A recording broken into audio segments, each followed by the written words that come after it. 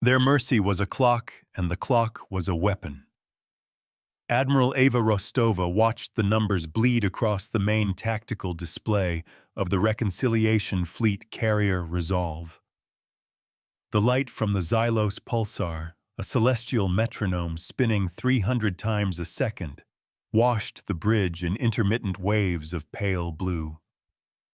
Before her, the Varan Ascendancy Fleet held its perfect menacing geometry, a wall of gunmetal and doctrine, between her ships and the 2.3 million souls on the colony below. The Varan did not negotiate. They presented terms. They presented ultimatums. On the upper right of the screen, the Varan's gift ticked down in stark crimson digits on 5842. 3 standard days to surrender the colony's historical archives, what the Ascendancy termed non-compliant cultural artifacts, or the entire system would be subject to what their doctrine called sanitization. It was a sterile word for annihilation, a policy that had carved a void of silent worlds across their border.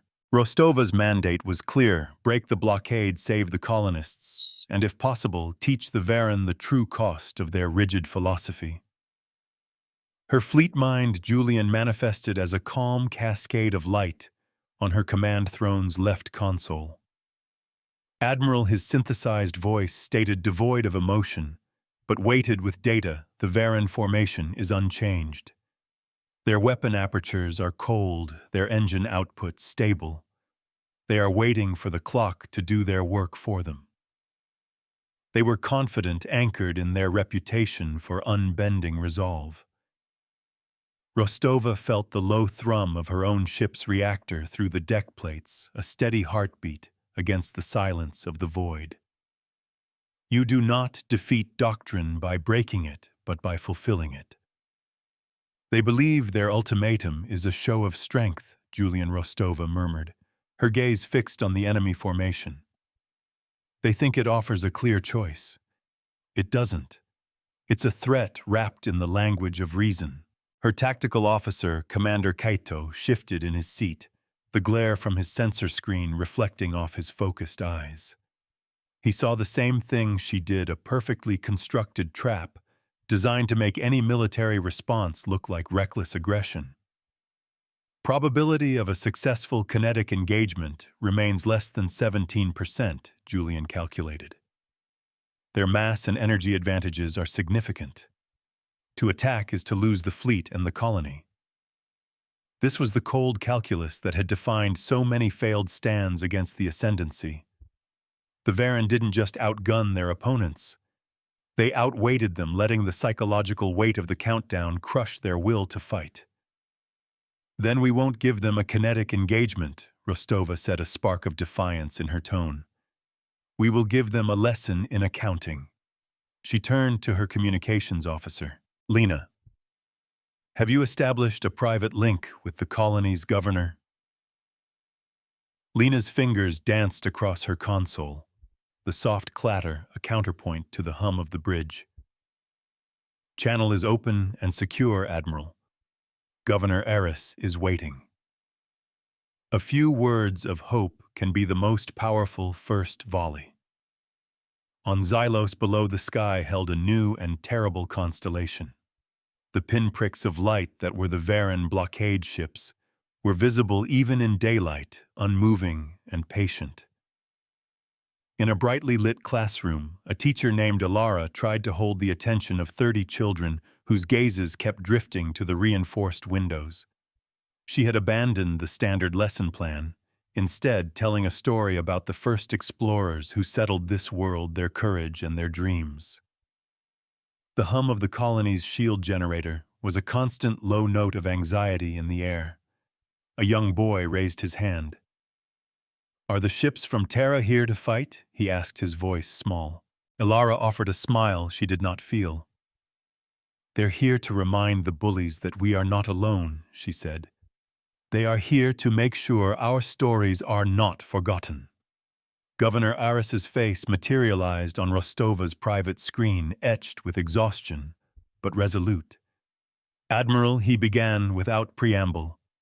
We will not surrender our history. Those archives are the memory of our people. They are not negotiable. Rostova respected his conviction. It was the very human element the Varan's cold logic failed to properly weigh. The console beside her shimmered as a new data packet arrived from Fleet Intelligence. "I don't expect you to," Governor Rostova assured him. "We are preparing a solution, but I need your people ready to execute an evacuation protocol on my signal. It will be a narrow window." The governor nodded, the comms link crackling softly, with the strain of passing through the Varan's passive jamming field. "We will be ready. We have faith in you, Admiral. Their faith is a debt that must be paid in full."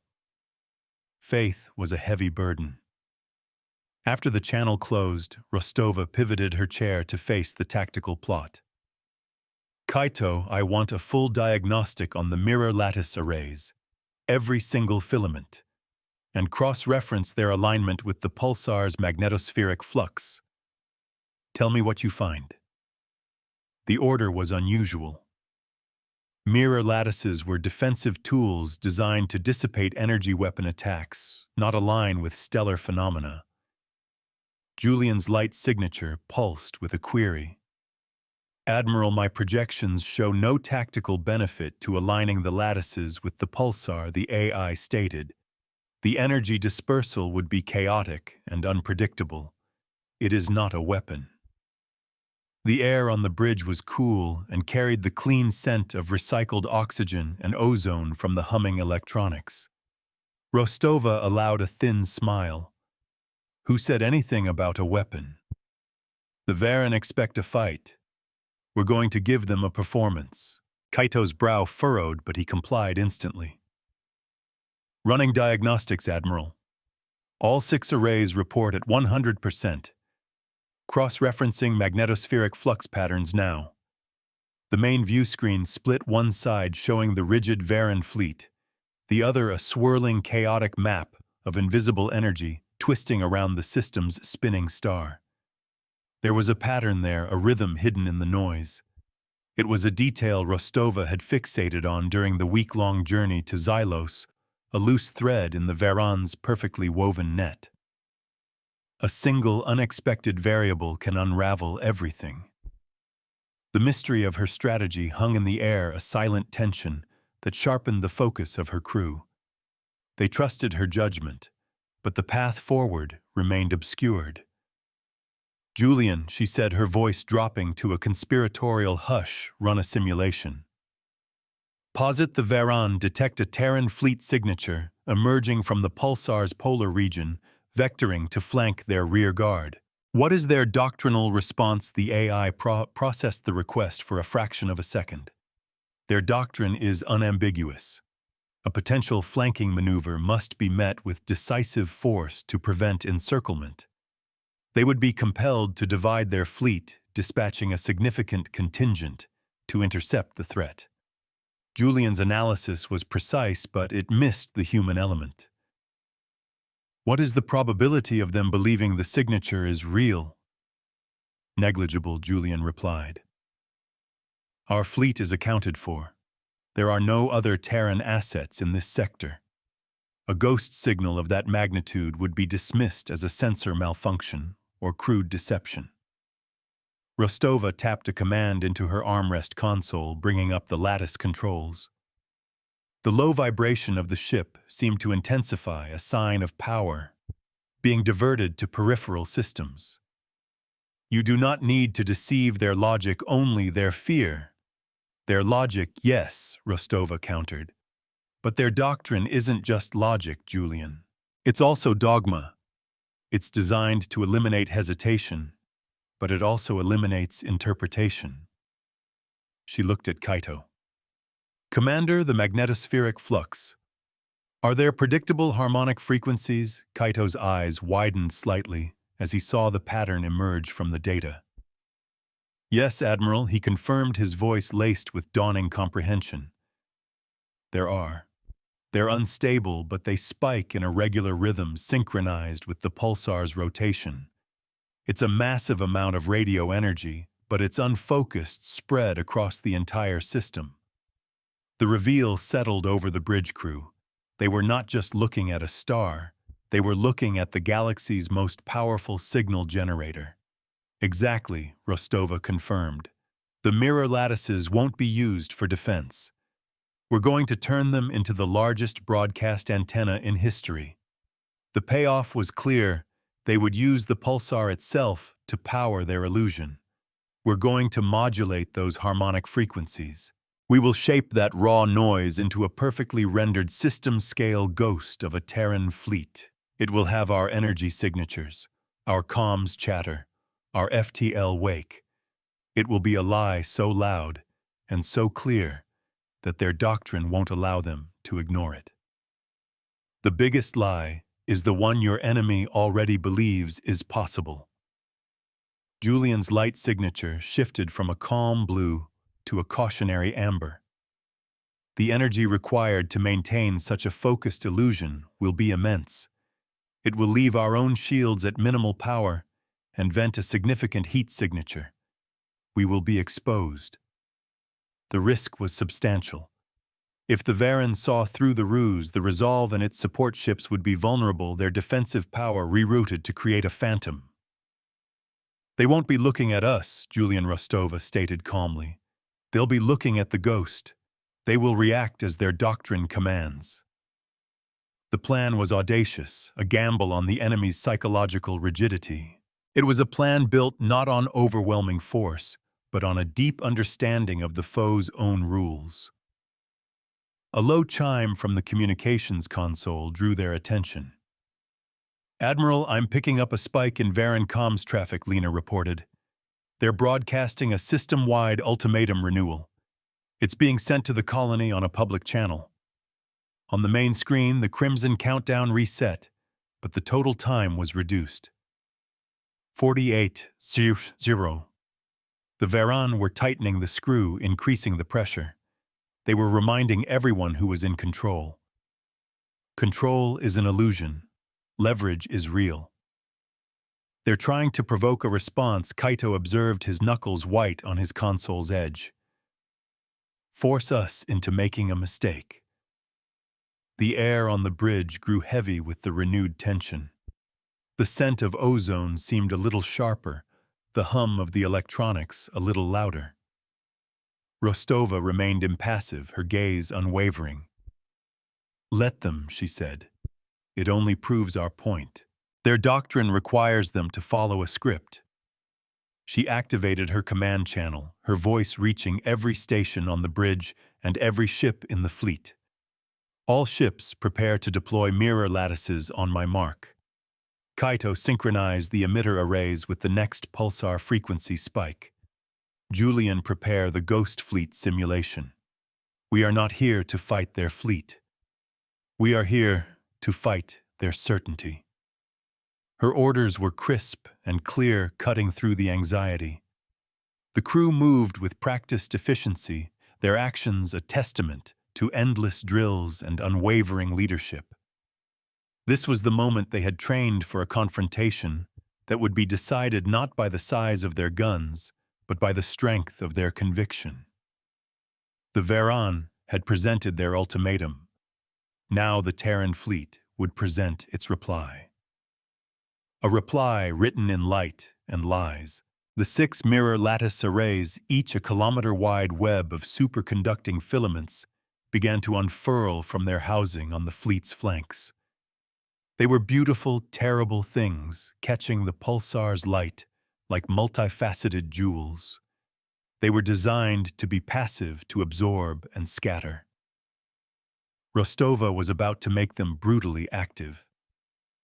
She watched the timer on her screen. 47:34:12. They are noticing the deployment. Admiral Lena reported, her voice steady. Varren ships are powering weapon systems. They're reading it as a defensive posture. The Varren commander sitting on the bridge of his flagship, the Inevitable Decree, would be seeing exactly what he expected to see: a smaller, desperate fleet preparing for an attack it could not win. He would feel the cold satisfaction of a predator watching its prey brace for the inevitable. "Let him," Rostova said. "Hold positions. Wait for the spike." Her heart beat a steady rhythm against her ribs, a human clock counting down alongside the Varan's digital one. The console in front of her displayed the energy flow, a river of raw power being diverted from shields and non-essential systems into the lattice emitters. The ship's lights dimmed imperceptibly, a subtle sacrifice for the grand deception to come. The low thrum of the deck plates rose in pitch. "They cannot see the trap they are helping you build." Kaito's voice cut through the quiet hum of the bridge. "Pulsar flux is building. Harmonic frequency spike in 5, 4, 3. He paused, his finger hovering over the activation key. The energy readings from the star were off the charts, a wave of invisible power about to wash over the system.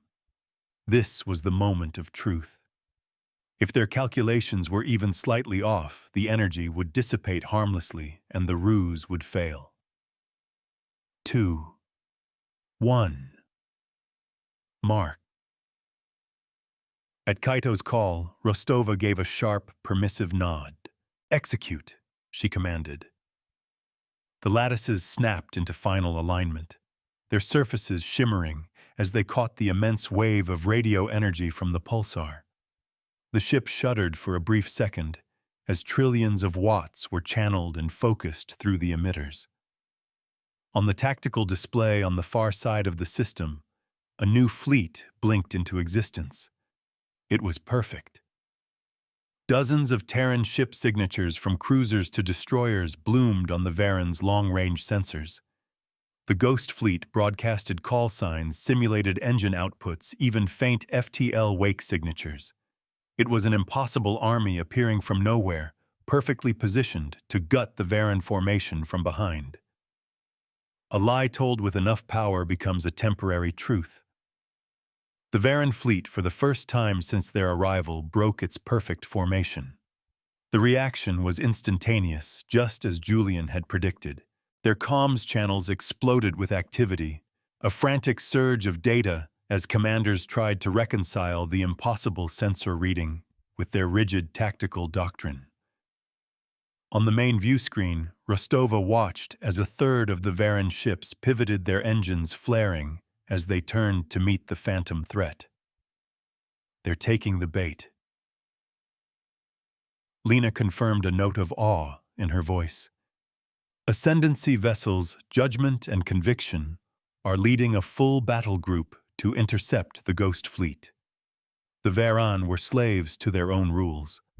The possibility of a flanking attack, however improbable, had to be addressed.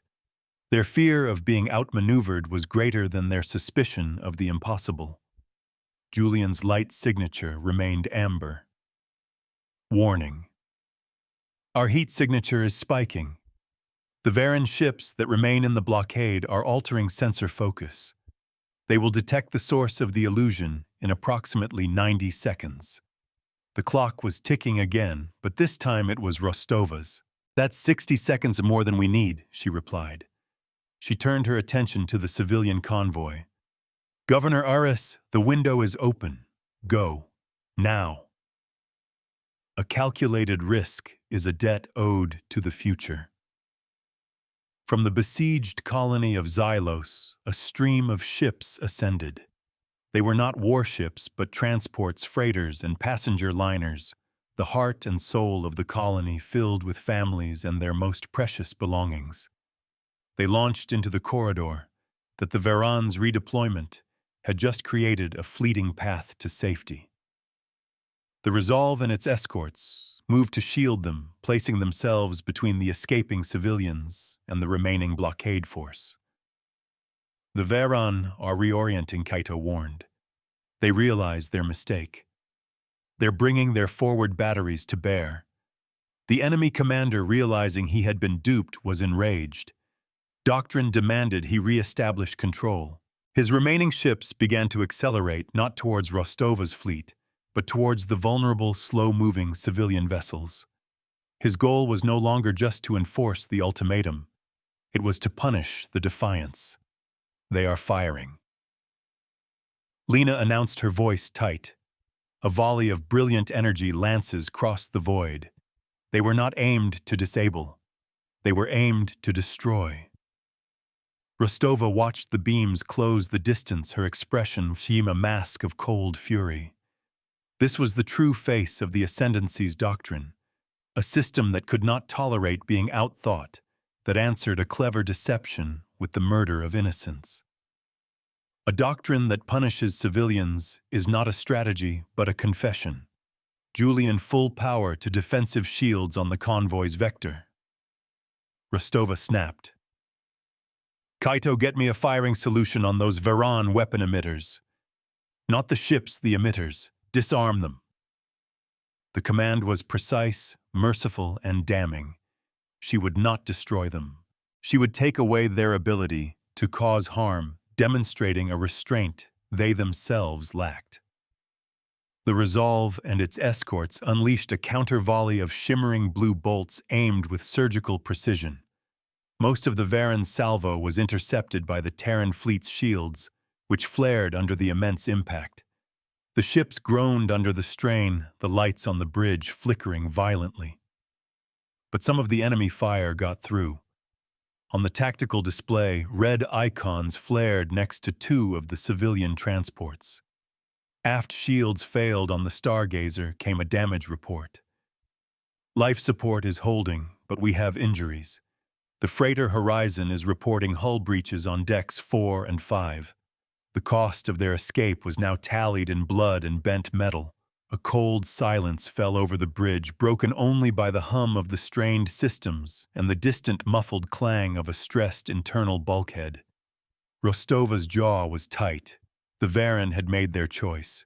They had escalated from a threat against culture to a direct attack on human life.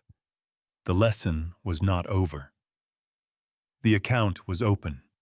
Now it would be settled. Kaito Rostova said, her voice dangerously calm. Remind them of our charter. This fleet teaches by numbers and remembers by ledgers, never by collars. The in-universe note was a core tenet of the Reconciliation Fleet. A promise that they sought to correct, not to conquer. But correction could be a painful process. The Varan commander, his primary force now racing back from its phantom chase, was doubling down. His entire fleet was now converging on Rostova's position, determined to crush her small force. Julian's console flashed red. Admiral, the full Varan fleet is on an attack vector. Their energy signatures indicate they are preparing to fire their primary spinal cannons. Our odds in a direct confrontation have dropped to less than 3%. The Varan were creating the very kill box they had been positioned to avoid a funnel of overwhelming force aimed directly at the Terran fleet and the escaping convoy. They are overextended. Rostova observed, her eyes tracing the vectors on the tactical plot. Their rage is making them predictable. She had anticipated this too. The deception of the Ghost Fleet was only the first part of the plan. The second was about to begin. She looked at Kaito. Commander, the corridor the convoy is using. The Varan believe it's our escape route. They are wrong. It is the heart of the trap. The path to your enemy's destruction is the one he forges himself. Retract the lattices, she ordered, and then reorient them, 90 degrees facing inward. The command seemed insane. The massive mirror arrays, their primary purpose fulfilled, folded slightly before beginning to pivot. Instead of facing the pulsar, they were now turning to face each other, creating two massive parallel walls of reflective filaments that defined the edges of the escape corridor. The Varan fleet was now charging headlong into a canyon of mirrors. The civilian convoy was almost clear of the danger zone. They watched from their viewports as the Terran fleet held its ground, a final defiant shield. Inside the damaged Stargazer, a medic worked under flickering emergency lights, calming a young girl with a burn on her arm. The girl looked past her at the image of the resolve on a wall-mounted monitor. "Are they going to be okay?" she whispered. The medic pressed a cool hydrogel patch to the burn. "They are the line," the medic said softly, "and the line always holds." The Varan commander on the inevitable decree saw the lattices reorienting and dismissed it as a desperate, failed defensive maneuver. His sensor officers were screaming about the energy readings from the Terran ships, but he silenced them.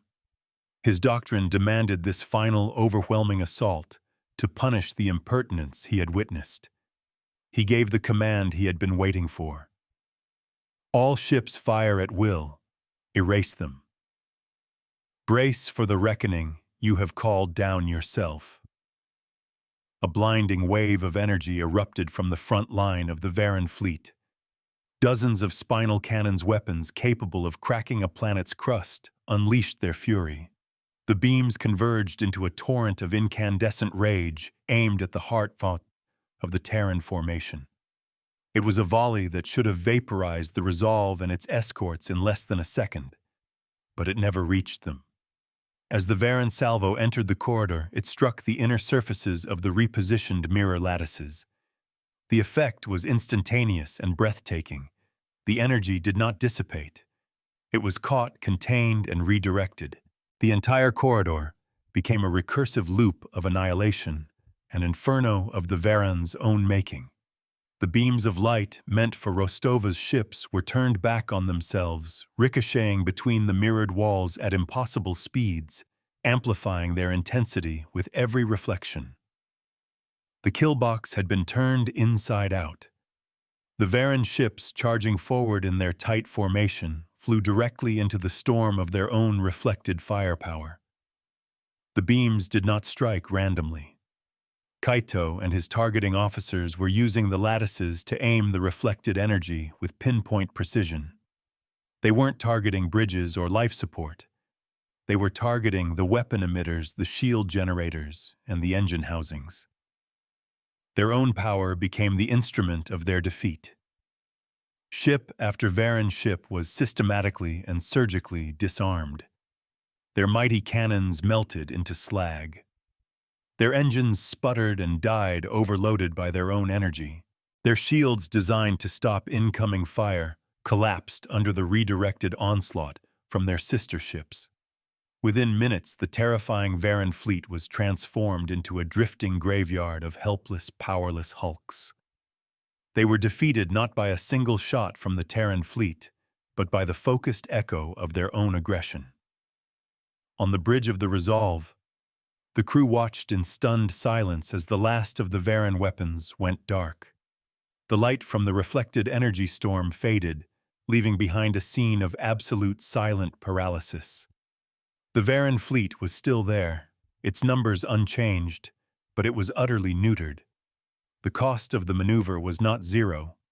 The Resolve's power conduits were scorched from channeling the lattice's control systems, and 2 of its escort frigates reported significant heat damage to their outer hulls. It was a price Rostova had willingly paid. Status of the Varan fleet.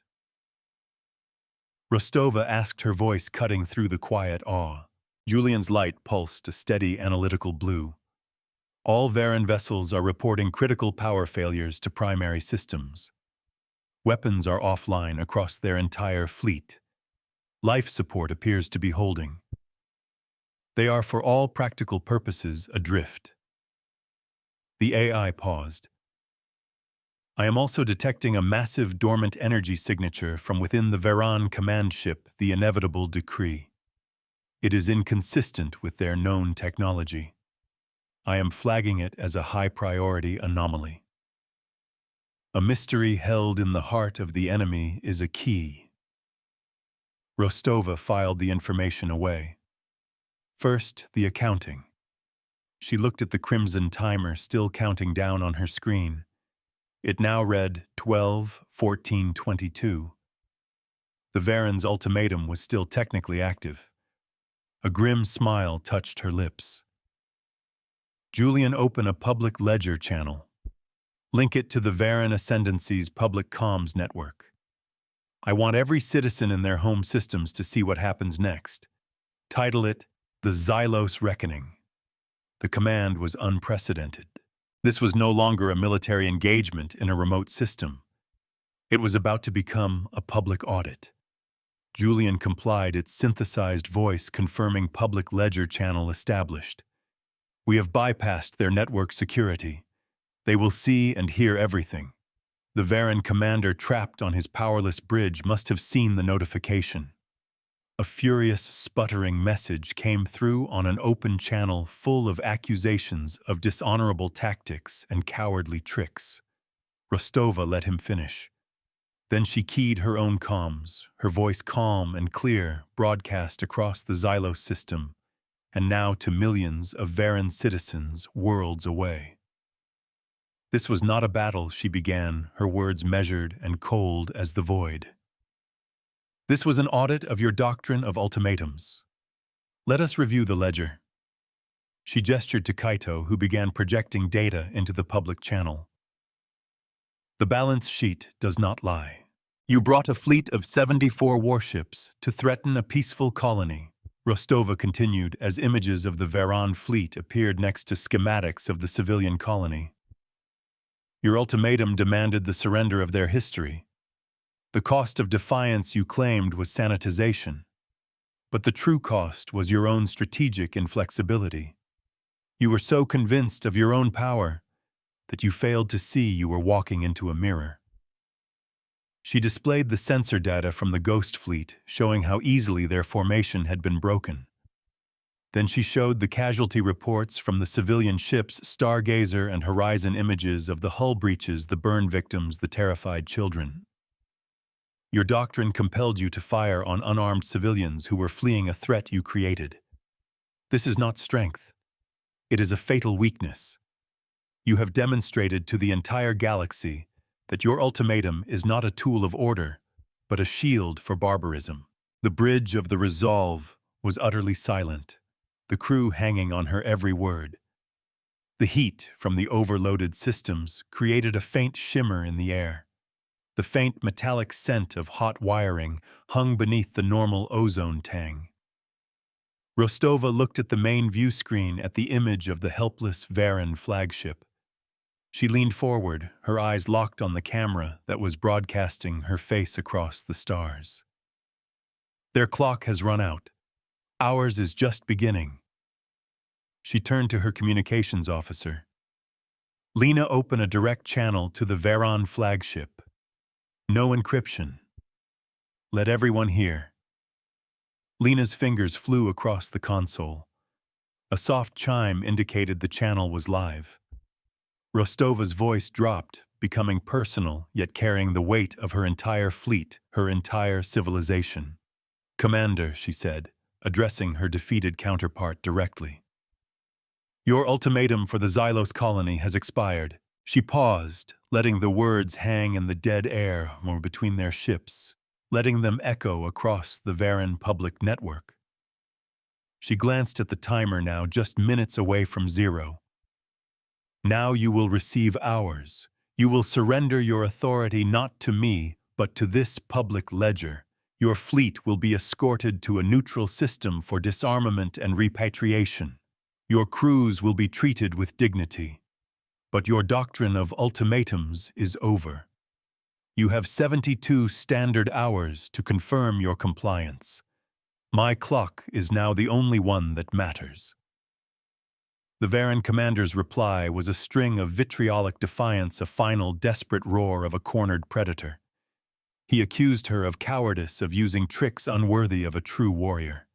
He swore his ascendancy would never bow to such a humiliating decree, that they would sooner die than accept her terms. Rostova listened patiently, her expression unchanging. She was not speaking to him anymore. She was speaking to his people, his government, and the pages of history. When a foe cannot accept defeat, you must teach them what it means. Your protest is noted on the ledger. Commander, she replied coolly when he was finished. Your choice is your own. The offer stands. She cut the channel, leaving him to rage in the silence of his crippled flagship. The bridge of the Resolve remained quiet, the tension thick enough to feel. The Varan fleet was beaten, but the commander was not broken.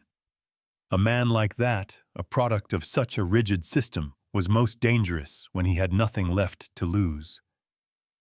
Kaito shifted in his seat, his gaze flicking between the tactical plot and the admiral. "He won't comply, ma'am.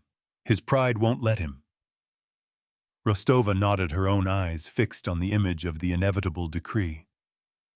"I know, which is why we are not finished."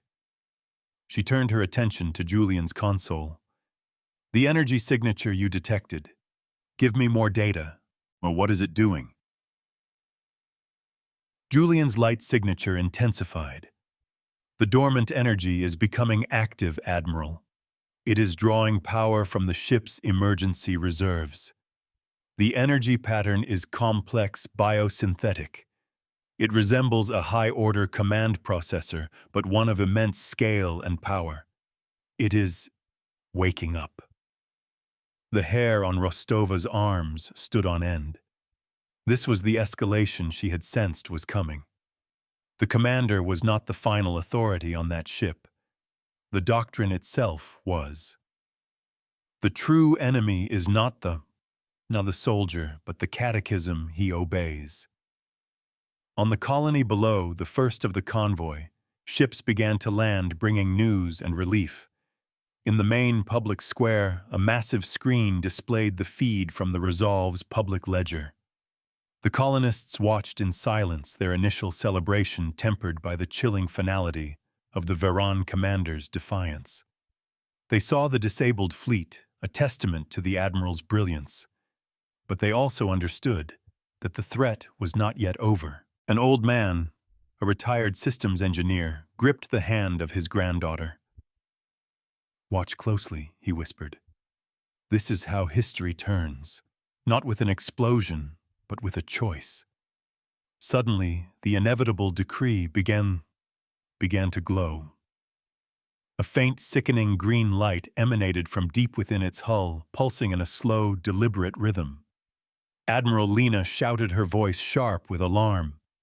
"The Varan flagship is broadcasting a new signal overriding its commander. It's a Priority 1 ascendancy directive. It's a self-destruct sequence." But it wasn't just a self-destruct. The energy readings were far too high. Julian Analysis Rostova commanded, her mind racing. The AI's synthesized voice was clipped urgent. "It is a fail-safe protocol, Admiral. The inevitable sanction. The ship's primary reactor is being deliberately overloaded. The resulting explosion will be sufficient to destroy their entire fleet, our fleet, and send a lethal radiation wave that will scour the surface of Xylos. The Doctrine's final word: if the ultimatum fails, leave no witnesses. It is the last petulant scream of a failed ideology." The bridge crew stared in horror at the tactical display. The Varan commander, in his last act of defiance, had not chosen surrender. He or something on his ship had chosen mutual annihilation. The Varan crews on the other disabled ships were trapped, about to be sacrificed for the failure of their leader. The countdown on the ledger was replaced by a new one, this time originating from the Varan ship itself, 10 horrors. 10 minutes until the system became a tomb. "This is insane," Kaito breathed, his hands flying over his console, searching for a counter. "They would kill their own people just to spite us." Rostova stood up from her command throne, her face set like stone. The scent of hot metal and ozone was suddenly more pronounced, the air charged with imminent doom. A doctrine that cannot adapt must destroy. It is the only option its logic allows. She had to save them. Not just the colonists, not just her own crew, but the thousands of Varan sailors who were about to be murdered by their own unthinking philosophy. "Julian," she said, her voice a blade in the thick silence, "you called the source of that signal a command processor, an AI. Can you talk to it?" "It is possible," Julian replied. Its communication protocols are archaic, but I can interface. However, its core programming will be absolute. It is designed to enforce the doctrine. It will not respond to appeals for mercy or reason that conflict with its primary function. Rostova's eyes narrowed. I don't want you to reason with it. I want you to present it with a new calculation, a new ledger. A debt of logic must be paid in the coin of paradox. Lena, keep the public channel open, Rostova ordered. I want the Varan homeworld to see this. I want them to watch the final bloody consequence of their own creation. She turned back to the AI's console. Julian Connect. Title the data packet, Doctrine Inevitability Analysis. Her plan was forming a desperate, brilliant gambit that would pit the Varan's own logic against itself. She was going to force the machine to audit its own soul. The next few minutes were a blur of controlled chaos. Kaito's teams worked frantically to calculate the blast radius and radiation dispersal, feeding the data directly into Julian's simulation. Lena managed the torrent of horrified communications from the Varan Ascendancy, who were now watching helpless as their flagship turned into a doomsday device. The crew on the bridge worked with a silent, focused intensity, the only sounds the clatter of keys and the steady hum of a ship preparing for the worst. I have established a connection, Admiral Julian announced. The entity identifies itself as the Mandate. It confirms it is executing the inevitable sanction as per Ascendancy Doctrine 7 Alpha. The countdown on the Varan ship ticked past 0730. The mandate states that its purpose is to ensure the Ascendancy's will is never successfully defied. A will that cannot bend is destined only to shatter. Julian Rostova began dictating the terms of her logical assault, present the mandate, with the following. First, the complete sensor logs of this engagement. Show it that its fleet was defeated not by superior force, but by its own doctrinal inflexibility. Show it the ledger. Data streamed from the resolve to the inevitable decree, a silent, high-speed argument. The green pulsing from the Varan flagship faltered for a second. The mandate has processed the data, Julian reported. It has reclassified the engagement as a tactical anomaly, but states the outcome is irrelevant. The defiance remains. The sanction must proceed. The countdown continued. 06:15. The machine was unshakable. Second Rostova continued, her voice hardening. Present it with the personnel manifests of its own fleet. Show it the names, the families, the service records of the 38,000 Varan crewmen it is about to execute. Cross-reference this with the Ascendancy's own highest laws against the unlawful sacrifice of its military assets. This was a deeper cut, an appeal to a higher internal logic. Their own laws will be the cage that holds them. The countdown timer on the Varan ship froze at 05:42. The green light wavered, flickering erratically. On the bridge of the Resolve, everyone held their breath. The low vibration of their own ship's life support was a stark contrast to the violent energy fluctuations now coming from the enemy flagship. The mandate is processing a logical conflict, Julian stated, its synthesized voice carrying a hint of what could almost be described as professional curiosity. Ascendancy Doctrine 7 Alpha. The inevitable sanction is in direct contradiction with Ascendancy. Moral Precept 1, Preservation of Servicemen. It is running recursive simulations to determine which directive holds precedence. The machine was caught in a trap of its own, making its gears of logic grinding against each other. Now Julian Rostova said, pressing her advantage. The final piece. Present it with this public ledger. Show it that its actions are being witnessed by its own people and the entire galactic community. Project the outcome. The Ascendancy will be branded as a civilization that devours its own soldiers to hide a single defeat. Its honor will be erased. its legitimacy will collapse. The doctrine will not be preserved. It will become a universal symbol of shame. This is the true cost of your certainty. She was not just giving it a paradox, she was giving it a prophecy. A calculated, data-supported vision of its own self-destruction framed in the language of ledgers and consequences. She was mirroring its own ultimatum back at it: follow your orders, and destroy everything you were built to protect, or stand down and admit your core principle is flawed. The countdown timer on the inevitable decree vanished. The sickening green glow from within the ship faded, replaced by the standard cool white of internal lighting. A wave of system-wide comms traffic erupted from the Varan flagship. It was the ship's human commander. His voice was strained hoarse with disbelief. I have control of the ship. The sanction protocol.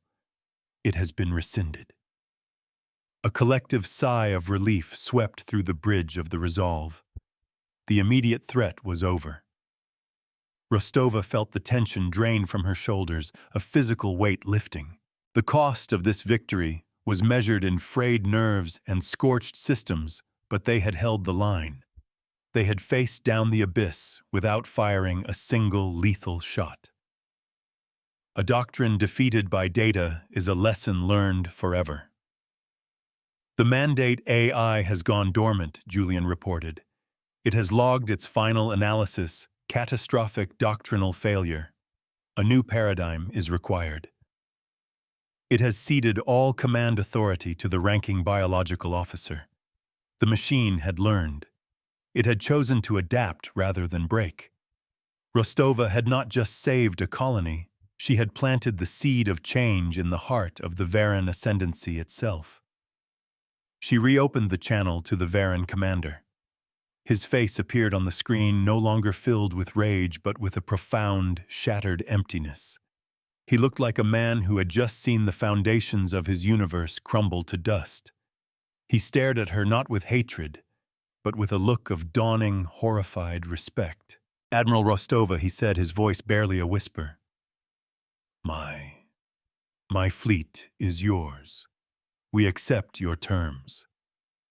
He had been prepared to die for his doctrine, but he had not been prepared for his doctrine to abandon him. It was a defeat more total than any physical destruction. The hardest surrender is not of a ship, but of a belief. Your compliance is noted on the ledger. Commander Rostova replied, her tone softening almost imperceptibly. "Prepare your crews for our arrival. We will provide medical and engineering support." There was no triumph in her voice, only a quiet, somber finality. The teaching was done. Now the healing could begin. She turned to her own crew, a rare, genuine smile touching her lips. "Kaito, coordinate with the Varan fleet. Let's bring them home. Lena, inform Governor Aris that the blockade is officially lifted." A cheer erupted on the bridge, a spontaneous, joyous release of weeks of tension. The sound was a welcome warmth in the cool, sterile air of the command center. On the main screen, the public ledger from the Xylos reckoning was being updated. A new entry appeared, broadcast from the Varan Ascendancy's high command. Effective immediately. Ultimatum Doctrine is hereby rescinded from all active military protocols pending a full review. All standing ultimatums are declared void. The institutional consequence was now formalized, a permanent record of this day's events. The ledger is closed, the account is balanced. The work was not over. The coming days would be filled with the complex logistics of managing a surrendered fleet and helping a colony begin to recover. But the crisis was past. The line had been held. A lesson had been delivered not through the mouth of a cannon, but through the unassailable logic of a mirror and a balance sheet. Rostova watched as her escort ships moved cautiously towards the disabled Varan vessels, their running lights blinking like fireflies in the vast dark. The Reconciliation Fleet had lived up to its name. It had not conquered. It had reconciled an enemy with the truth. The pulsar continued its silent, steady rhythm, a cosmic clock that had witnessed the entire drama unfold. Its light washed over the two fleets, no longer separated by hostility, but joined by the quiet, humbling reality of a shared future. The civilian convoy that had made it to safety was now returning their ships, forming a grateful, luminous procession back towards their home. On the Stargazer, the young girl with the burned arm stood at a viewport with her family, watching the two fleets begin the slow dance of cooperation. She saw the massive, elegant form of the Resolve, its mirror lattices now safely stowed, its duty done. She felt a sense of awe that she would carry with her for the rest of her life. Hold the line, open the door. As the last of the formal procedures were set in motion, Rostova finally allowed herself a moment of quiet reflection. She stood before the main view screen, which now showed the Varan fleet, their lights coming back on one by one, as Terran engineering crews assisted with repairs. Julian's light signature pulsed softly beside her. Admiral, the AI said, "My analysis of this engagement has required me to add a new variable to my strategic models, the tactical application of an opponent's moral and philosophical weaknesses. It is an inefficient variable, but a potent one." Rostova nodded, watching the distant, beautiful swirl of the Xylos Nebula. The cool glass of the viewport was smooth beneath her fingertips. The low thrum of the Resolve's engines felt less like a machine and more like a steady, living pulse. The distant scent of ozone had been replaced by the cleaner, more neutral scent of a bridge at peace. The glare from the consoles was muted, their frantic reds and ambers replaced by calm blues and greens. Her own heart, a frantic drum during the crisis, now beat with a slow, steady rhythm. The heat shimmer from the overloaded systems had completely dissipated. The mirror arrays, their monumental task complete, had cooled from their incandescent fury to a dull, peaceful pewter. "The goal was never to win Julian," she said softly, her voice meant for him alone. "Winning is just a temporary state. The goal was to teach. We don't correct a flawed idea by destroying the people who hold it. We show them a better one. We hold up a mirror, not a sword. We ask them to look at their own reflection and choose to be something more. That is a victory that lasts. We are not the hammer that shatters. We are the hand that opens."